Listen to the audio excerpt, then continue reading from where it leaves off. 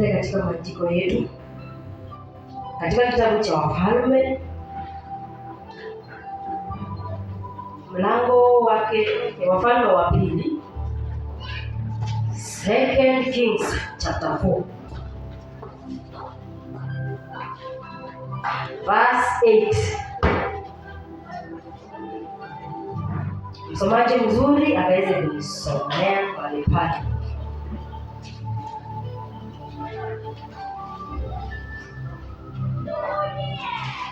Second Kings chapter 4 verse 8.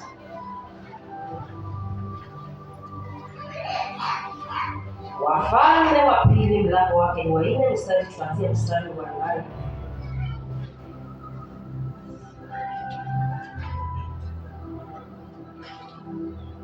Hatujafika mahali pale.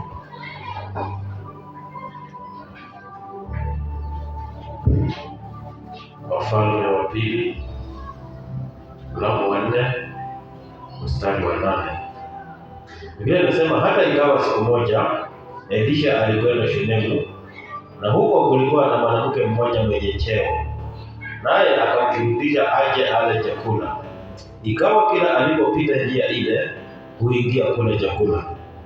Yule mwanamke akamwambia mumewe, tazama, mimi naona ya kuwa mtu huyu apitaye kwetu mara kwa mara ni mtu mtakatifu wa Mungu, na kuomba tumfanyie chumba kidogo ukutani, na ndani yake tumwekee kitanda na meza na kiti na kinara cha taa, na itakuwa apikiapo ataingia humo. Amen. Fikia hapo kwanza. Bwana Yesu asifiwe. Hapa tunaona ni mtumishi wa Mungu Elisha. Amen. Mtumishi wa Mungu Elisha alikuwa akipita sehemu fulani.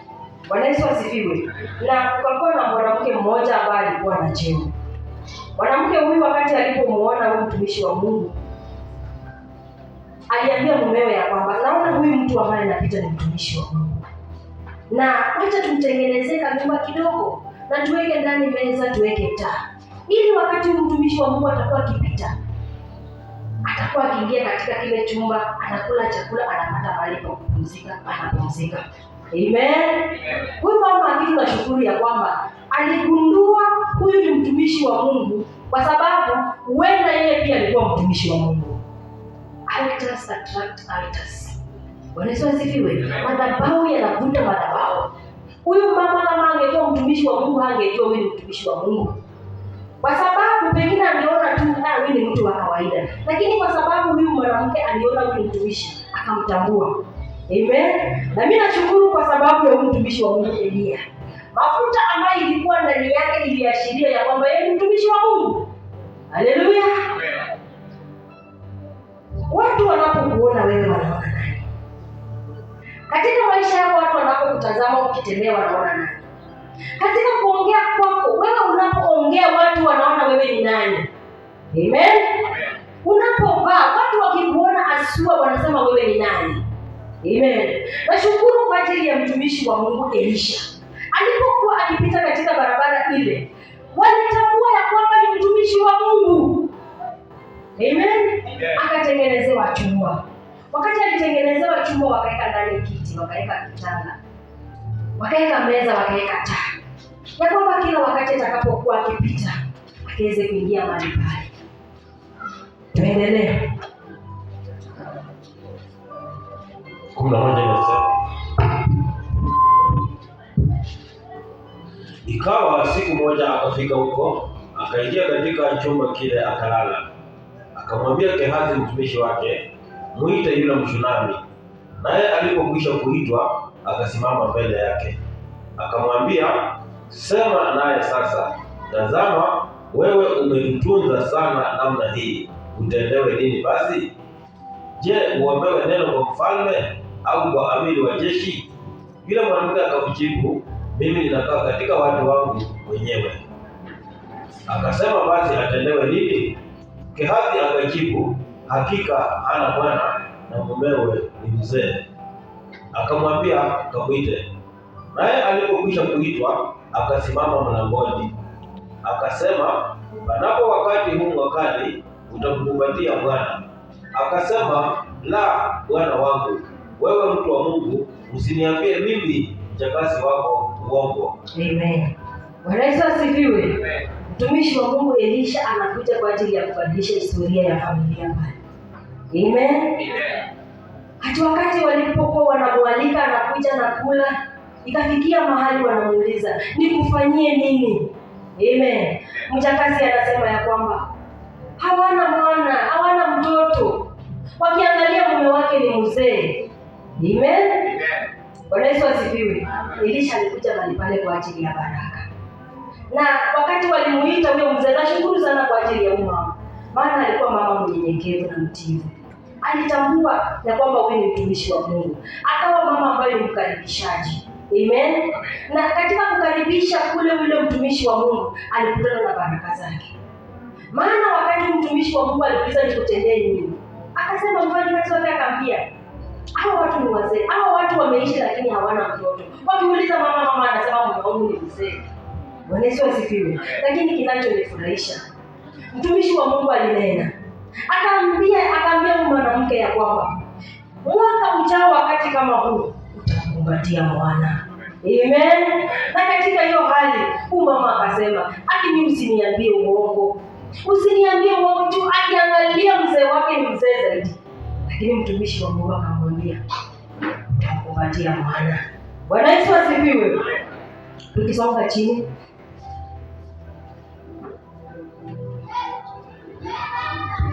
Kuna saba. Yule mwanamke akachukua mimba, akazaa mtoto mume wakati huo wakati kama Elisha alivyomwambia. Hata yule mtoto alipokuwa, ikawa siku moja alitoka kwenda kwa baba yake kwenye wavunao. Akamwambia baba yake, kichwa changu. Naye akamwambia mtumishi wake, mchukue kwa mama yake. Akamchukua akampeleka kwa mama yake, naye akakaa magotini kwake hata adhuhuri, kisha akafa. Amen. Bwana Yesu asifiwe. Huyo mwanamke akachukua mimba, akamzaa mwana. Kuna wakati ikafika, baba yake wakati alikuwa kwa shamba, wakiwa na mtoto. Mtoto akaanza kulia, baba, ninasikia kichwa, ninaumwa na kichwa. Wazee ambao wanakwepa majukumu. Mtoto anakuambia ni mgonjwa, unamtuma kwa mama yake. Ndio sababu nilianza kusema, mtoto mpumbavu ni mzigo. Mtoto mgonjwa anakuwa mzigo kwa mama. Dadi ameona mtoto anaumwa na kichwa, badala angeshughulika, anasema enda kwa mama yako. Mtoto ndio akaenda kwa mama yake. Kufika kwa mama, mtoto akakufa. Wakati mtoto alikufa, huyu mama anajua ya kwamba alikuwa na uchungu. Mtoto ambao tumempata katika uzeeni, mtoto ameaga, mtoto niliombewa, ama mtumishi wa Mungu alitamka neno, mtoto akapatikana, mtoto amekufa. Bwana Yesu asifiwe. Amen. Mtoto amekufa akiwa hakujalipa mama anasikia uchungu kwa ajili ya mtoto wake ambaye ameaga. Tuendelee. 21 nasema, mamaye akapanda juu, akamlaza juu ya kitanda cha yule mtu wa Mungu, akamfungia mlango, akatoka. Kisha akamwita mumewe, akasema, tafadhali uniletee mtu mmoja wa watumishi na punda mmoja, ili nimwendee yule mtu wa Mungu kwa haraka nikarudi tena. Akasema, kwa nini kumwendea leo? Sio mwandamo wa mwezi wa Sabato. Akasema, si neno. Amen. Bwana Yesu asifiwe. Mama anawaza juu ya mtoto wake. Maana uchungu wa mtoto ni yule mama ndiye alikuwa anajua. Mtoto amempata katika umri ambao umeenda. Mtoto ambaye ni wa kipekee. Mtoto anaumwa na kichwa, mtoto ameaga. Anajiuliza nifanye nini? Inafikia wakati ambao mama anachukua mtoto, anaenda anamlaza katika kile kitanda cha yule mtumishi wa Mungu. Mtoto hakuna kupona. Ilifikia mahali huyu mama ilibidi ashike njia aende atafute mtoto wa Mungu, mtumishi wa Mungu. Amen. Alitoka akakimbia. Maana mzee alijaribu kumwambia ya kwamba asiende. Lakini mama sababu alikuwa anapenda mtoto wake, alikuwa anamhitaji mtoto wake, ilibidi atoke aende atafute mtumishi wa Mungu. Alipofika mahali pale wakiwa na mjakazi wake, Elisha aliweza tu kunena neno akasema waende. But yule mama alikataa. Akamwambia ya kwamba ninahitaji twende na wewe. Amen. Bwana Yesu asifiwe. Chochote kinaanza na maombi lazima kituzwe na maombi. Chochote kinaanzishwa na maombi lazima kifulilishwe na maombi. Lazima kikamilishwe na maombi. Ulianza ndoa yako katika maombi. Ndoa yako iko na changamoto. Lazima urudi kwenye magoti ya maombi ndiposa ndoa yako isimame. Watoto wako ulioweka katika misingi ya maombi, mambo yanapoenda kombo, lazima urudi kwa maombi watoto wako wasimame. Bwana Yesu asifiwe. Walimrejea mtumishi wa Mungu. Wakati yule mama alipofika mahali pale, walikuwa na uwezo wa kurudi na mtumishi. Mtumishi wa Mungu aliingia katika chumba kile. Alimpata mtoto ambaye amekufa amelazwa katika kile kitanda. Bwana Yesu asifiwe. Yule mtumishi wa Mungu alijifungia kule ndani. Mtumishi wa Mungu Elisha alilala juu ya yule mtoto. Kuwa kwenye pua ya mtoto. Akalala juu ya yule mtoto na akamuomba Mungu. Bwana Yesu asifiwe. Neno linatuambia ya kwamba yule kijana alipiga chafya. Amen. Na wakati alipopiga chafya, mtoto alipona. Amen. Mtoto alirudisha uhai wake. Bwana Yesu asifiwe. Katika maisha yako, wewe unahitaji Mungu saa ile umepona ama unamhitaji Mungu wakati wowote? Bwana Yesu asifiwe. Umeanza na Mungu, endelea na Mungu, maliza na Mungu. Kwa kila ambacho unapitia, muhusishe Mungu katika kile ambacho unapitia. Watu wanapokutazama, je, wanaona nani katika maisha yako? Bwana Yesu asifiwe. Wewe ni mtu ambao watu wakikuona wanaona Mungu ama wanaona shetani? Katika kusifu kwako, watu wakikuona wanaona Mungu ama wanaona kitu kingine? Bwana Yesu asifiwe. Bwana apewe sifa. Watu wanapokutazama wanaona nani? Mtumishi wa Mungu Elia, watu walipokuwa wakimuona waliona mtumishi wa Mungu. Amen. Ishi maisha ambayo watu wanapokuona wanaona Mungu. Wakiona historia ya maisha yako, hakika wanaona Mungu. Wakiona watoto wako, hakika wanaona Mungu. Wakiona ujana wako, hakika wanaona Mungu. Wakiona huduma yako, hakika wanamuona Mungu. Bwana asifiwe.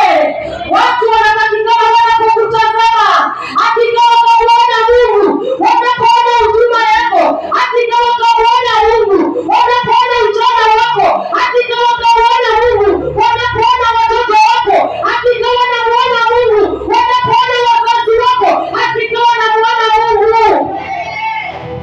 Bwana Yesu asifiwe. Watu wanahitaji wakikuona wanaona Mungu. Wanahitaji wakiona watoto wako, hakika wanamuona Jehova. Wanapoona huduma yako inapoendelea, wanamuona Mungu. Katika magonjwa pengine unapitia, wakati unapona, hakika wanamuona Mungu. Amen.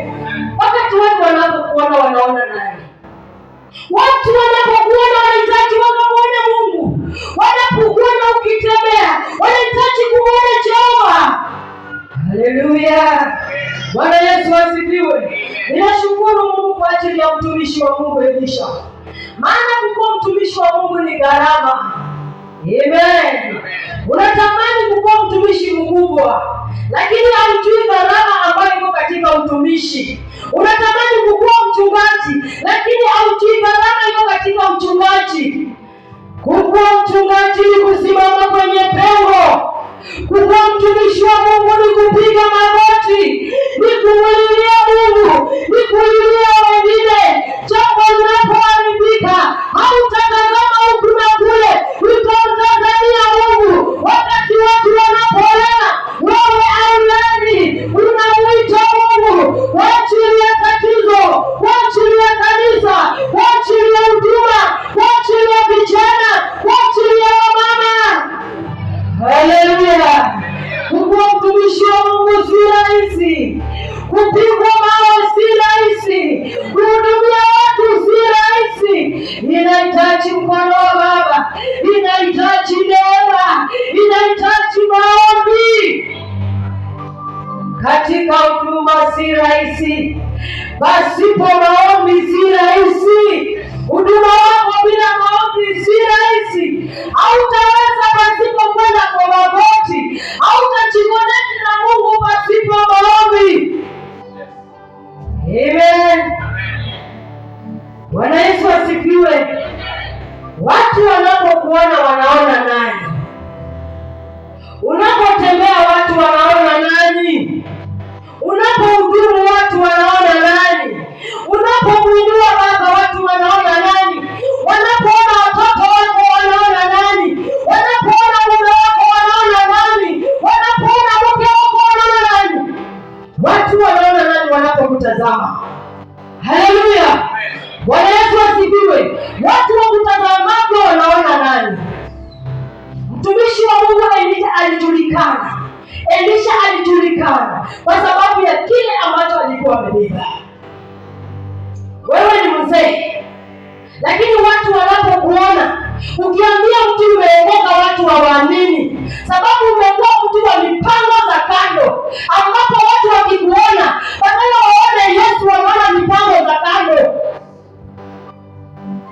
Wewe mama uko katika ndoa yako, badala watu wakikuona wanaona Jehova, wanaona wale wanaume uko nao.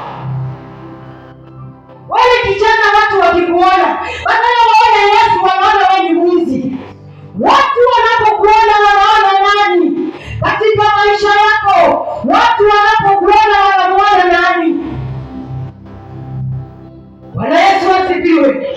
Omba sana, ambia Mungu, Baba, ninapoonekana wacha nikaonekane wewe. Watu wanaponitazama wacha watu wakakuone wewe. Wanapoona huduma yangu wakakuone wewe. Katika umama wangu wakakuone wewe. Wanapoona watoto wangu wakakuone wewe. Wanapoona huduma yangu wakakuone wewe.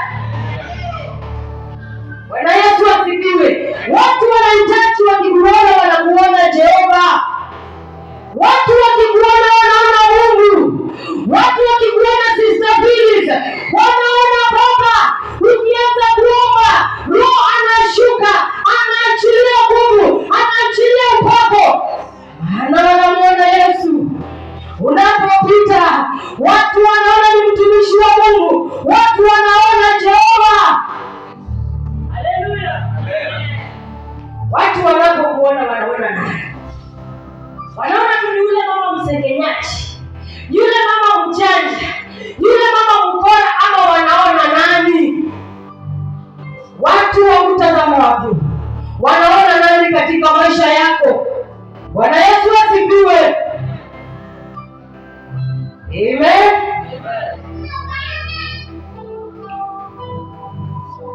Watu wanapoona watoto wako wanaona akina nani? Watu wanapoona vijana wetu wanaona wakiwa nani? Bwana Yesu asifiwe. Ni ombi ambalo tutaomba siku ya leo kwa ajili ya kazi yako. Watu wanapokuona wanaona nani? Amen. Bwana Yesu asifiwe. Kuna mpendwa alitushuhudia, akatuambia mtoto wake kusoma yenyewe ajui vile alifanya, lakini ni Mungu alifanya. Kwa hiyo watu wanapokuona katika watoto wako, wanaposoma, wanapomaliza, wanaona Jehova. Watu wanapoona kazi yako, wanafaa kumuona Yesu. Watu wanapoona ukitembea, wanafaa kuona Jehova. Haleluya. Watu wanapoona nani? Wanapoangalia maisha yako, wanaona nani? Amen. Hili neno nitalirudia. Kuna wakati mahali nalituambia, katoa ushuhuda ya kwamba nashukuru mama.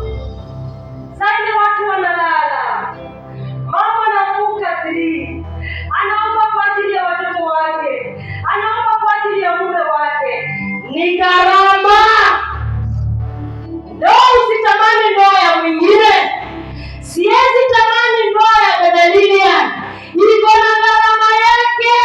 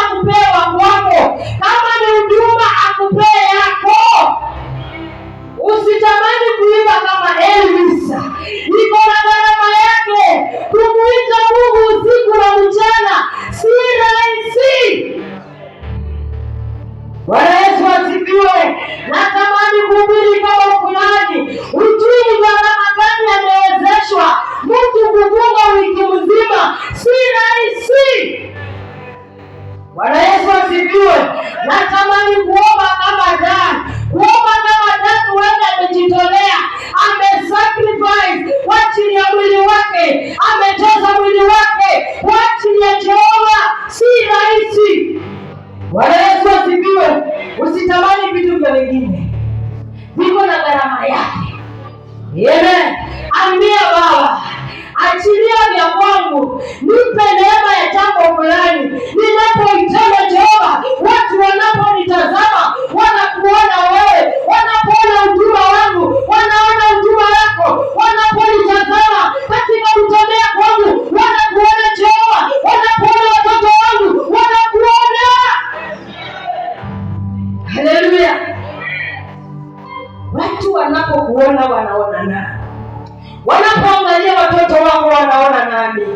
Wanapoona mume wako wanasema ni nani? Amen. Wewe ni mtumishi wa Mungu. Lakini wanapokuona, watu wanaogopa kuokoka kwa sababu ya kile kilichomo ndani yako. Huenda wewe ni msherati. Wakisema watu ambao wako na mipango za kando, wewe ndio wa kwanza.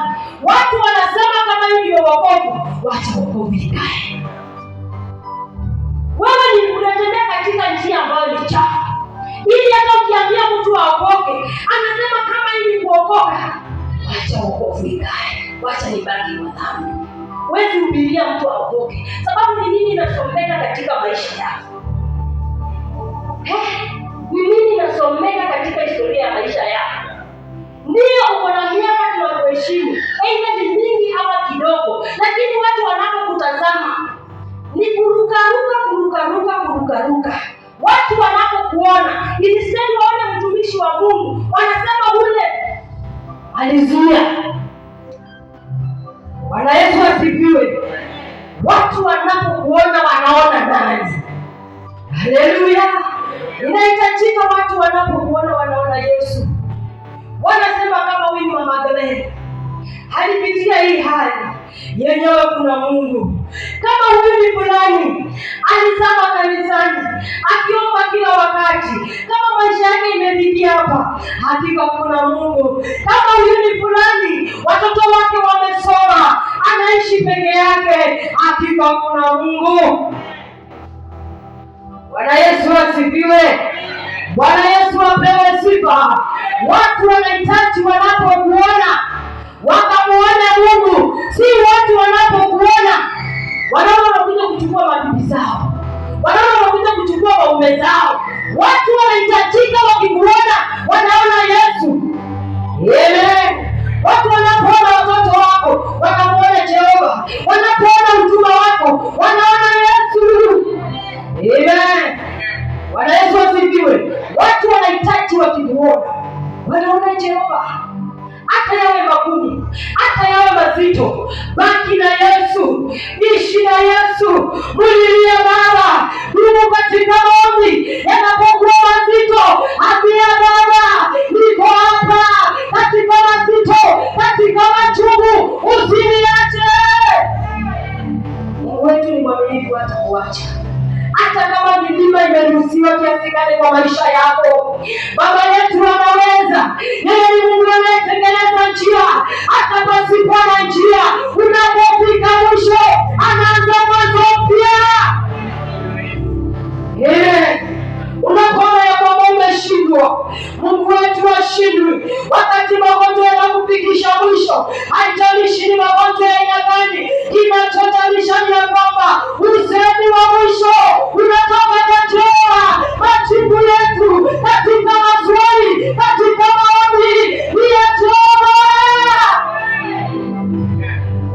Usikate tamaa ndugu, usikate tamaa dada yangu, mama yangu, usikate tamaa. Usione umechoka, usione umekata tamaa, usione umefika mwisho katika maisha yako. Pengine unaona magumu, pengine unaona machozi, kila wakati hakuna kufurahi, unaona ni mazito, unajiuliza maswali, unashindwa ni nani wa kukukimbilia. Unajibu siku ya leo, kuna Mungu anayetupanguza machozi, kuna Mungu anayetutetea, kuna Mungu anayetupigania katika jina la Yesu. Kuna Jehova, kuna Jehova. Usione umeshindwa, usione umefika mwisho.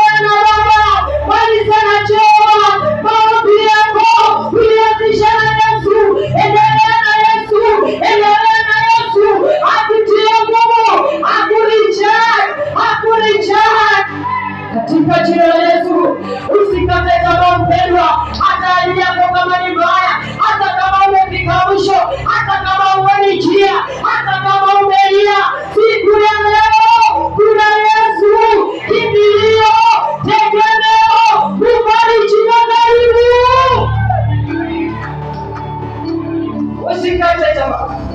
Haijalishi watu watakuongea kwa namna gani, haijalishi watu watakupiga vita kwa namna gani. Kinachojalisha ni ya kwamba kuna Yesu atakutoa katika magumu, kuna Yesu atakutoa kwa machungu, atakuponya magonjwa yote ambayo unapitia. Kuna Jehova, kuna Jehova, kuna Baba, kuna Mungu katika jina la Yesu Kristo. Asante Yesu, Bwana unastahili.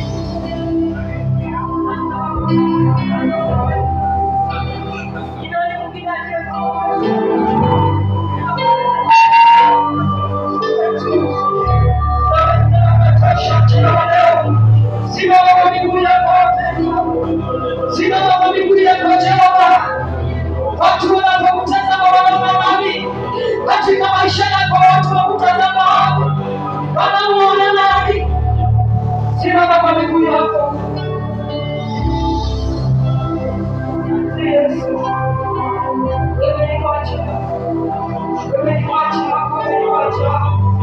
haulibadishi ubadishi. Praise and worship katika madhabahu. Watu wanaponitazama wanaona nani? Wanapoangalia huduma yangu wanaona nani? Wanapoangalia watoto wangu wanaona nani? Watu wanaponitazama wanaona nani? Katika jina la Yesu. Tunakushukuru Jehova.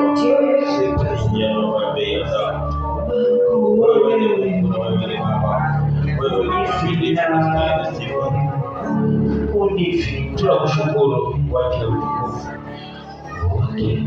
Pendwa hili na mama. Mungu ni mwaminifu kila wakati. Alinajua huyu mama alikuwa mahali mahali alipokuona mtumishi wa Mungu akipita kila siku akienda, lazima alijua kuna kitu ambacho anapeleka mahali anaenda. Na huyu mtu tukimweka hapa kwetu, yaka anayetenda kula anaenda, anaweza kutenda hapa. Huu ndio ujumbe tuliokutana wa leo, ya kwamba huyu Yesu tunayemwona akitenda kwa watu wengine, hivyo ndivyo anavyoweza kutenda hata sisi. Huyu mama alikuwa na majirani ambao walikuwa walikuwa wamejua mambo yake imefika mwisho, walikuwa wamejua historia yake imekoma, walikuwa wamejua miaka yao imebaki na kukufa. Lakini huyu mama alitambua siri moja, ya kwamba huyu mtu anayepita akienda mambo ya pili, huyu mtu lazima ni mtu wa Mungu. Pendwa, leo hii unamuona Yesu anapita, unaona injili ikipita, unaona ushuhuda ukipita. Huu ndio ujumbe wako mchana wa leo, ya kwamba hii habari inayopita kila wakati. Ukisikia watu wakishuhudia watoto wakisoma, watu wakishuhudia nilikuwa mgonjwa nikapona, watu wakishuhudia Mungu alinitendea, huyu Yesu mchana wa leo mjengee nafasi ndani ya maisha yako, mjengee nafasi ndani ya moyo wako, mjengee nafasi ndani ya ndoa yako, mjengee nafasi ndani ya masomo ya watoto wako. Hata kama ukata kidogo na jambo,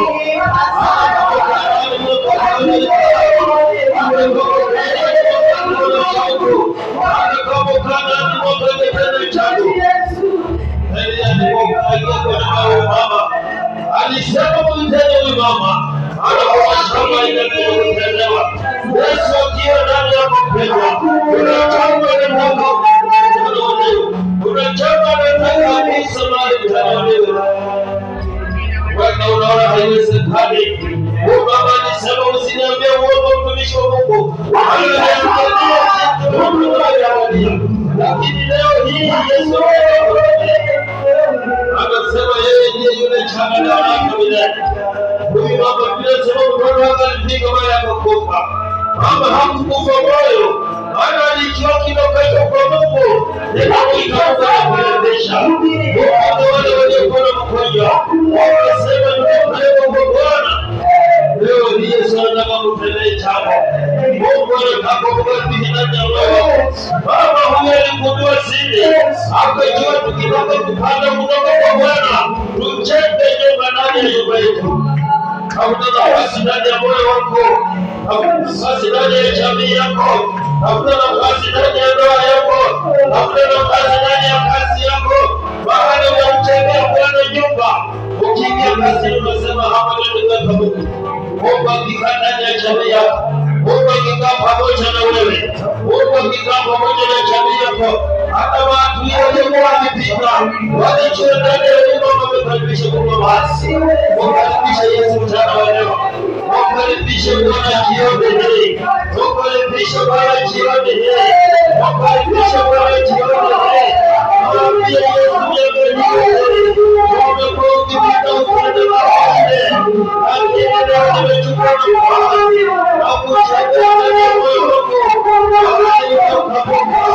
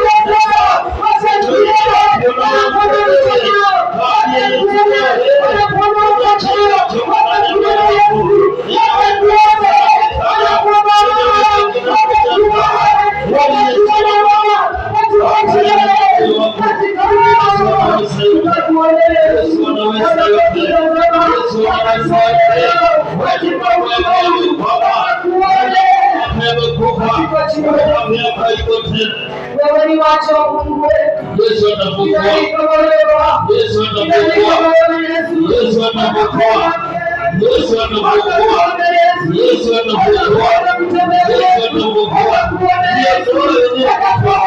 Yesu anapokuwa,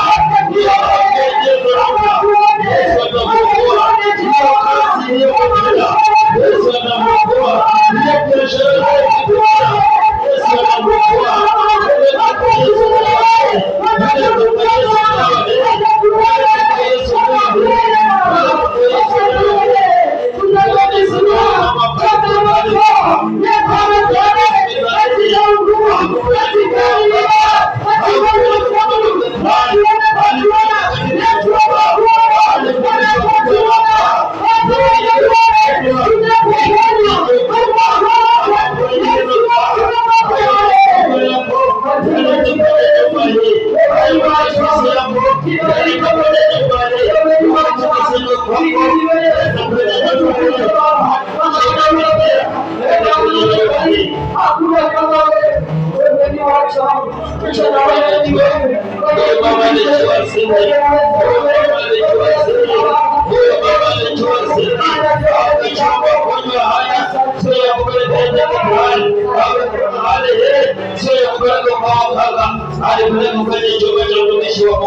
hiki ndicho chombo mchana wa leo, mahali ambapo unafaa kuleta magonjwa yako, mahali unafaa kuleta shida zako, mahali unafaa kuleta hofu wako, afya yako hapa yenye nguvu. Rejesha kwa Bwana leo hii, rejesha kwa Bwana leo hii, rejesha kwa Bwana leo hii. Baba alijua huyo ni toka kwa Bwana, anakukulewa kwa Bwana. Yeye ni Bwana, yeye ni Bwana anaweza mambo yote. Wewe ndani ya neno mchana wa leo unasema hili neno lilikuja kwako, hili neno lilikuja kwa sababu yako, maana mambo imekwama. Ninaona watu wakiendelea, ninaona watu wakiinuka, ninaona watu wakipona. Sijajua siri ni nini, ukaletewa siri leo hii, ukaribisha Yesu ndani ya nyumba yako, ukaribisha Bwana ndani ya maisha yako, ukaribisha Bwana ndani ya biashara yako. Uchengelee nafasi katika hiyo ofisi, uchengelee nafasi katika hiyo nyumba, uchengelee nafasi katika hiyo ndoa, uchengelee nafasi katika hiyo biashara, uchengelee nafasi katika hiyo jamii, uchengelee nafasi kwenye masomo ya watoto wako, uchengelee nafasi kwenye maisha ya wazazi, uchengelee nafasi katika kile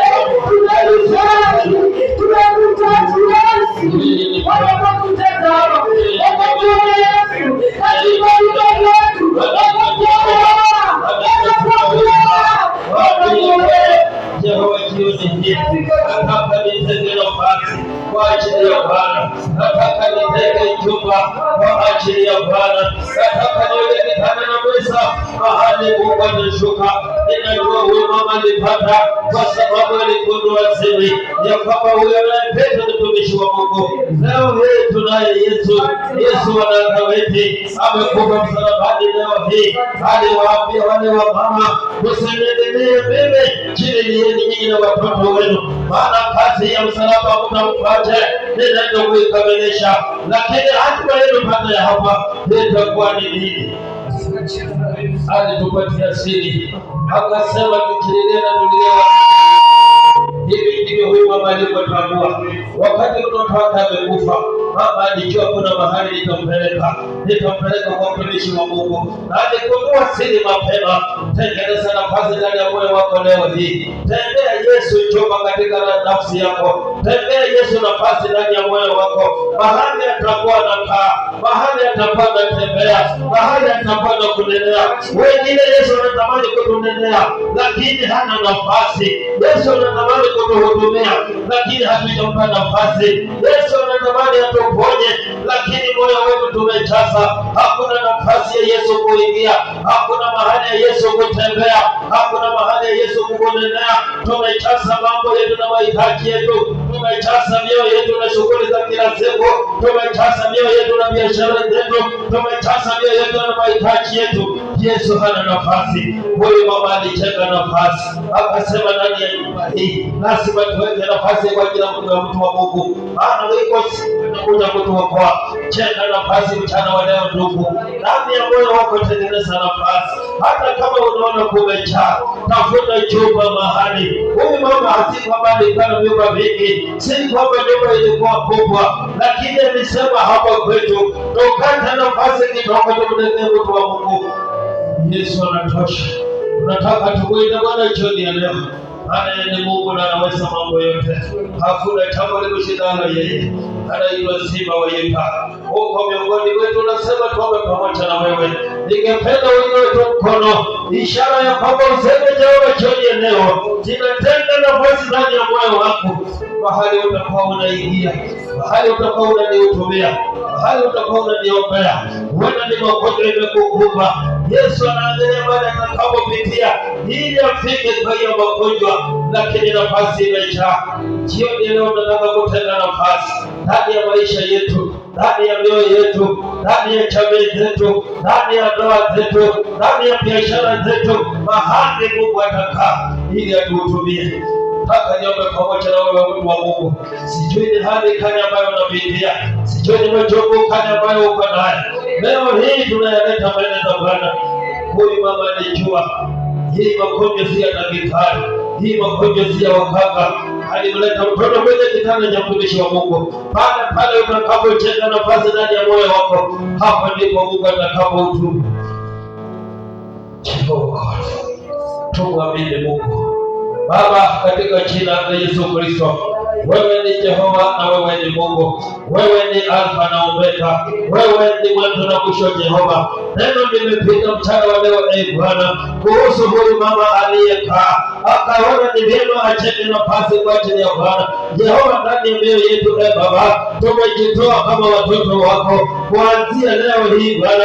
Wewe mioyo yetu ilikuwa imejaa. Tumejua tumekunyima nafasi ndani ya maisha yetu, tumekunyima nafasi ndani ya mioyo yetu, lakini kupitia kwa neno lako mchana wa leo Jehova, tunachenga nafasi, tunaandaa mioyo yetu Bwana ili uweze kupata nafasi mahali ambapo utatuhudumia, mahali ambapo utatunenea, mahali ambapo utatutembelea, ili tutakapokuwa na shida Baba, utapata mahali pa kusimama, utapata mahali pa kukaa, utapata mahali pa kutuhudumia. Wengine tumesongwa na magonjwa, tumekosa hata kupata uponyaji, maana tumemnyima Mungu nafasi. Lakini jioni ya leo Jehova, tunajitoa mbele zako Bwana, mahali pamekosekana nafasi, tunatengeneza nafasi leo hii. Ikiwa ni mambo ya uganga Jehova, tunaiondoa ndani ya mioyo yetu leo hii. Ikiwa ni mambo ya jamii tumejaza, tunaiondoa leo hii. Tunajenga nafasi kwa ajili yako, tunajenga chumba kwa ajili yako Jehova, mahali utakapotuhudumia. Tumia nafasi hii Bwana, tumia nafasi hii Jehova, maana unasema umesimama mlangoni atakayetengeneza nafasi ndani ya moyo wake, Yesu utaingia. Tunakualika leo hii ndani ya maisha yetu Jehova, ndani ya mioyo yetu Jehova, ndani ya nyumba zetu Jehova, ndani ya afya zetu Bwana. Tunachenga nafasi Baba, ili uenende pamoja nasi. Tunakumbuka wale wanafunzi walipoona chombo kikizama, walikumbuka neno moja ya kwamba tulianza hii safari tukiwa na Bwana wa mabwana. Jehova, tunaanza leo hii tukiwa nawe ndani ya chombo, ili tunakapofanya mraba Baba, wewe umetukomboa. Hawa ni watoto wako Jehova, unawajua Baba, unajua mahitaji yao, unajua mioyo yao, unajua makusudi yao, unajua malilio yao, unajua maombi yao. Na kuanzia leo Bwana, kila mmoja wetu Jehova amejitayarisha ili kupokea. Ingia ndani ya maisha yao, ingia ndani ya mioyo yao, ingia ndani ya biashara yao, ingia ndani ya kazi zao. Kile chumba ambacho wamekitenga Jehova, tunakukaribisha. Ingia mchana wa leo na waanze kutembea pamoja na wao, watende mambo mapya, wape milango mipya, fungua kwa ajili yao, maana unatosha. Tunakushukuru Jehova, wewe ndiwe Bwana. Asante kwa ajili ya mchana huu, asante kwa ajili ya neno, asante kwa ajili ya mnenaji. Limekuja kwa wakati unaofaa Jehova, tunakushukuru na tunakukaribisha ndani ya mioyo yetu ili utende yaliyo mema. Mahali tumekosea Baba, ingia ili turekebishe. Mahali tumeenda mraba Bwana, ingia utunyooshe. Mahali tumekosa njia Jehova, ingia ututengenezee njia. Maana ulisema Bwana, wale wanaokutegemea wewe utakaa pamoja nao. Tunakushukuru jioni ya leo, umenena kwa mioyo yetu Baba, tumekusikia Jehova, tunatubu. Mahali tulikuwa tumekosea, turekebishe mchana wa leo. Mioyo iliyojaa maovu Jehova, ioshe, isafishe leo hii ili upate nafasi mahali utakapokaa, mahali utakapotuhudumia. Wewe ni Jehova na ni Bwana. Asante Mfalme, asante Mwokozi. Miongoni mwetu kunao walikuja Jehova wakitarajia utawatendea. Ninajua kupitia kwa neno hili Jehova umetenda. Wale waliokuwa wagonjwa umekutanika na wao, wale waliokuwa na mahitaji umekutanika na wao. Wengine waliomba Baba wakasema tuwakumbuke, maana wanapanga safari ya kusafiri kwenda sehemu za mashinani kwa sababu ya mazishi. Ulijua itatokea. Wewe ni Mungu wa kufunga mikanda. Shuka kwa ajili ya jamii hiyo, jamii ya Tanzania Jehova, wamepoteza mpendwa wao, lakini wewe ni Mungu, ulikuwa na kusudi yatendeke hivi. Wakumbuke Bwana, watakapokutanika kwenye mji huo, amani yako na itumu. Wanapoanza kupanga mikakati ya kusafiri Jehova, panga pamoja na wao, maana ulisema Bwana, utakapopanga pamoja na sisi utatuongoza Jehova. Katika meza watakayokaa wewe ndiye mwenye kiti, katika vikao watakaosema wewe ndiye utakayewaongoza. Asante Jehova, chukua usukani kuanzia sasa katika kile shughuli walio nayo Jehova, tembea pamoja nao. Hata watakaposafiri Bwana, neema ya usafiri iwe juu yao. Wacha wakaonyeshe taa, wacha wakaonyeshe mwangaza kwenye mji huo Jehova, ya kwamba kuna Mungu aishie. Tunakushukuru Baba, maana umetenda na unaweza. Asante Mfalme, asante Mungu. Tunakushukuru maana wewe ni Mungu. Katika jina la Yesu Kristo tunaomba na kuamini. Amen. Amen.